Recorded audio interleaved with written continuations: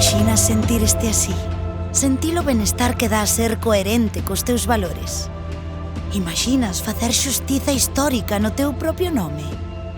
A Xavier dáballe medo todo o papelame para galeguizar o nome e non se decidía a dar o paso. Fixo e... Oxalá, todo fose tan doado. A Carme da Vila Méndez preocupáballe mudar públicamente o seu apelido. E ao mesmo tempo sentía que tiña que exercer ese dereito. Custou moito conseguilo. A María Fernández Outeiro dáballe vertixe deixar de compartir o mesmo apelido coa súa irmá. E tamén tiña medo de ter problemas coa herdanza. Para nada. Agora sí que deixo eu un bo legado. A miña irmá xa comezou co cambio. E ti?